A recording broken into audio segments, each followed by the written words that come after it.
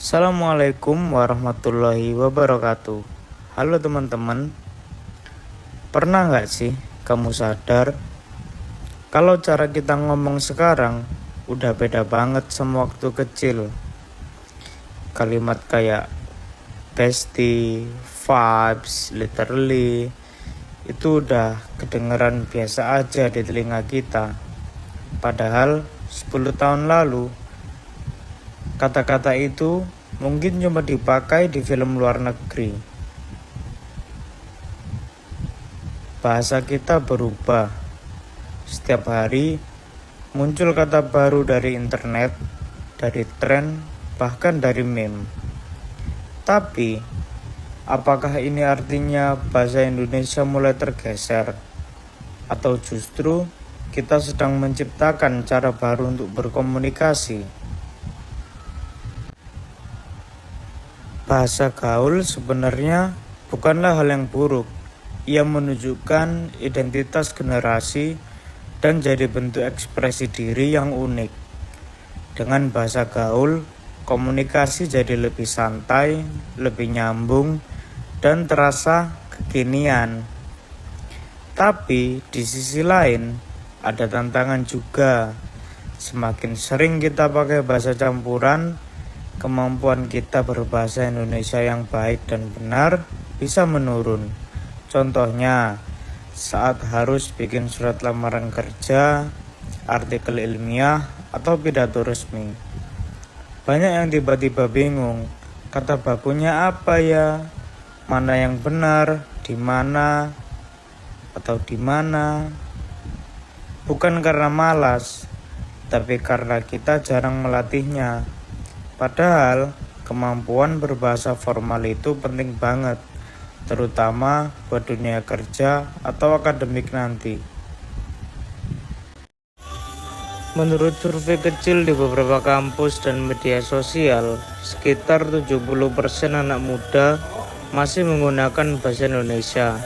Tapi 30% lebih sering memakai campuran antara bahasa Indonesia, bahasa daerah, dan istilah asing. Contohnya, nanti aku share ya biar vibes-nya dapet. Kenapa bisa begini? Karena bahasa itu hidup. Ia tumbuh, berkembang, dan menyesuaikan zaman. Internet, budaya populer, dan globalisasi bikin bahasa campuran terasa lebih dekat dan ekspresif. Mulai dari caption Instagram, komentar YouTube, sampai ucapan sehari-hari, semua ikut membentuk pola bicara baru. Kita nggak harus memilih antara gaul atau baku. Keduanya bisa jalan bareng tergantung konteksnya. Bahasa gaul buat ekspresi dan keakraban, bahasa Indonesia baku buat situasi resmi dan karya yang lebih serius. Yang penting kita tahu kapan harus pakai yang mana. Itu yang disebut bijak berbahasa. Bahasa Indonesia bukan cuma alat komunikasi. Ia adalah identitas bangsa, simbol persatuan dari lebih dari 700 suku dan bahasa daerah yang kita punya.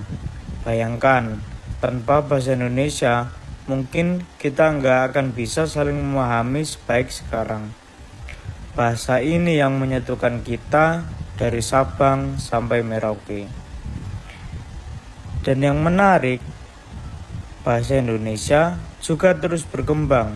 Setiap tahun ada ratusan kosakata baru yang masuk kamus besar bahasa Indonesia. Artinya, bahasa ini tidak ketinggalan zaman, tapi terus beradaptasi dengan kehidupan kita hari ini. Jadi, memakai bahasa Indonesia dengan baik bukan berarti kuno. Justru, itu bentuk kebanggaan dan kecintaan terhadap jati diri kita sendiri.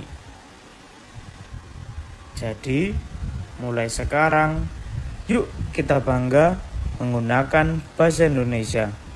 Bukan cuma karena wajib, tapi karena itu bagian dari siapa kita. Gunakan bahasa gaul secukupnya, tapi jangan lupa akar kita sendiri. karena bahasa bukan cuma soal kata, tapi tentang identitas, kebersamaan, dan masa depan bangsa.